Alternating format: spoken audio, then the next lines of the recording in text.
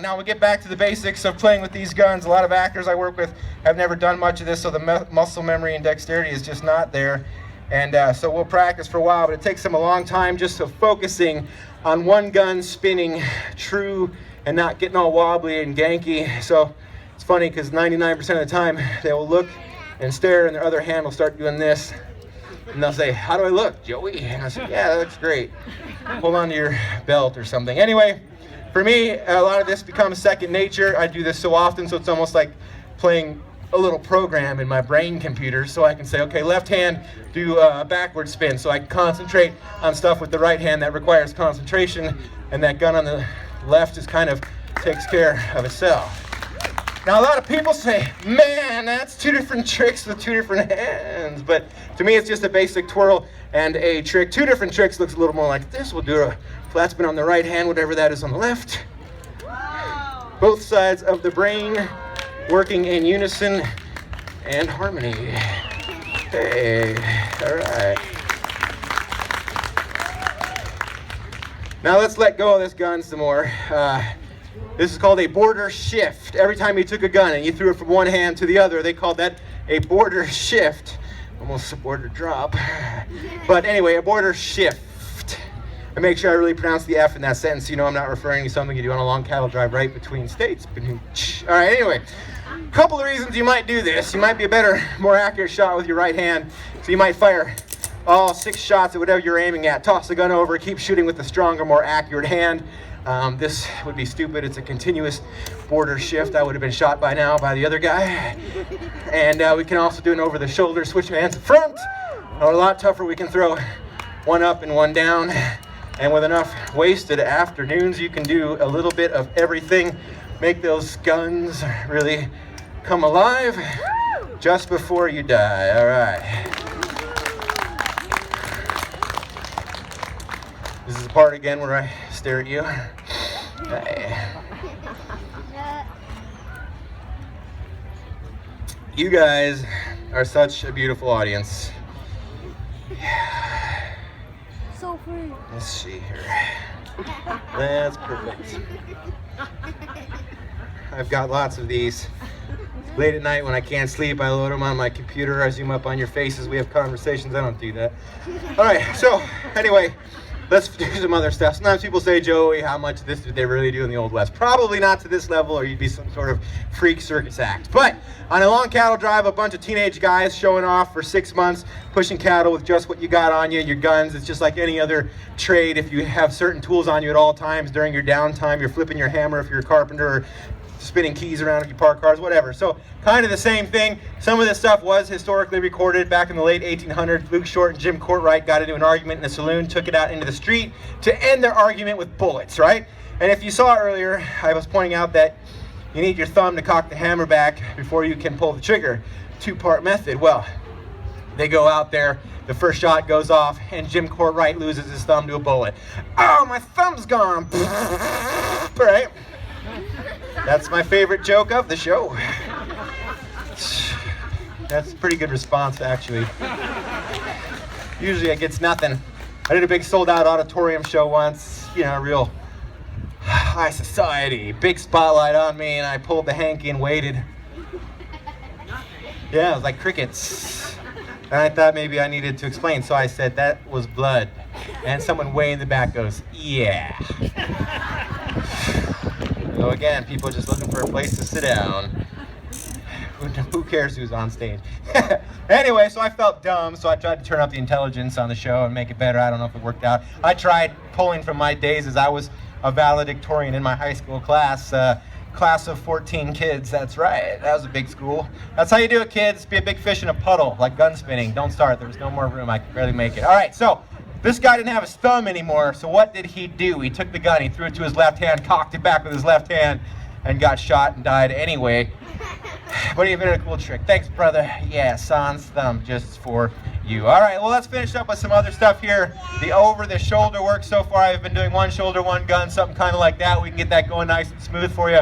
I was a pretty good gunslinger in my younger days, but I had no over-the-shoulder capabilities. I was always paranoid against hitting myself in the face or the back of the head. and getting more nicks and scars than I already have from a very wonderful big brother. So I would stand to practice as a child out in the front yard over the grass, looking nothing like the cowboy you see today, wearing shorts, 2 6 guns, yeah, and an old motorcycle helmet, wandering around like some sort of idiot childhood superhero. I don't think the neighbors ever quite got it. They kind of looking out the window. Anyway, it paid off though, because I think it's pretty obvious I'm living like a rock star now. I just lack the money and the drug habit, so I'm really healthy. All right, here we go. Get that gun go. We can start crisscrossing that thing back and forth. If I didn't trust you, we could pull a gun out, keep you covered at the same time. Could roll both over a shoulder and double spin to a single, or both shoulders, both guns, clap now.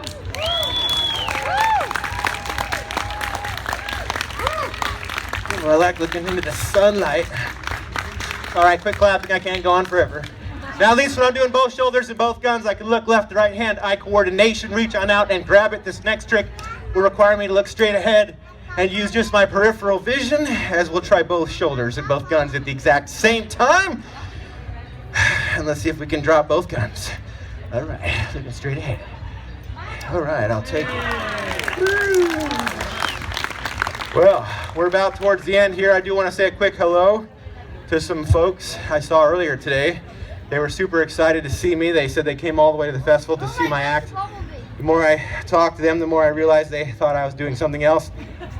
So, if you came recently to this show, I am Joey Dillon. I am a world champion gunslinger. If you came here hoping, against hope, to see a world champion nunslinger, that is not today. I'm going to see, just give you an idea what you're missing. My wife hates this joke. I love it.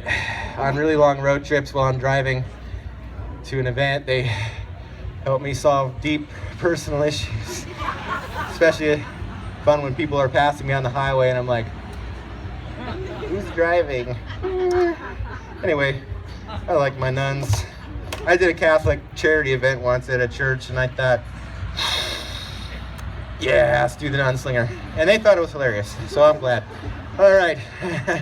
I traveled to a lot of states with doing this sort of thing. You can fly into almost every state with your guns, and you just, when you fly in, you talk to the ticketing agent, say you've got firearms in your bag, and they just want to open the bag, look down in your lockbox, make sure your guns are not loaded. So they'll look down and see these 2 beautiful revolvers, and then their eyes will roam over and see these 2 porcelain-faced nun dolls, which look really tough. And they'll say, what's going on with the dolls? And I'll say, none your business. Man, did that joke ever make more sense than now?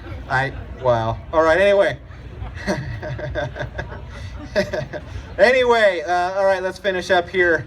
And I know some of you have been waiting for the big finale. Am I right? It's bigger than that. Not bigger. Okay, well, thank you. This is a talent that never profited me in any way growing up, so I learned how to put it into my show. So it's not a complete waste of time knowing how to do what I am about to do, and here's how I figured it out. Here's how I made it work. If you were a cowboy of the Old West, headed out to Main Street for that showdown at high noon, you're probably making your way quarter till, walking past the alleys and the shacks, pumping yourself up with some positive thinking like, I'm pretty fast. I'll probably live. I hope I can have dinner. And what would really help pump you up, get you in the mood, is your own theme music, yes? Sure, but the ghetto blaster for your shoulder wouldn't come around for 100 years, the 1980s, so you'd have to do it yourself. Are we familiar, let's say, with the theme song from Bonanza? It doesn't matter, but it helps. This will require moistening of the lips. All right, let's bring in the mic close for the soothing sounds of Joey Dillon. It's a departure from the standard gunslinger show you see all the time. All right, here we go.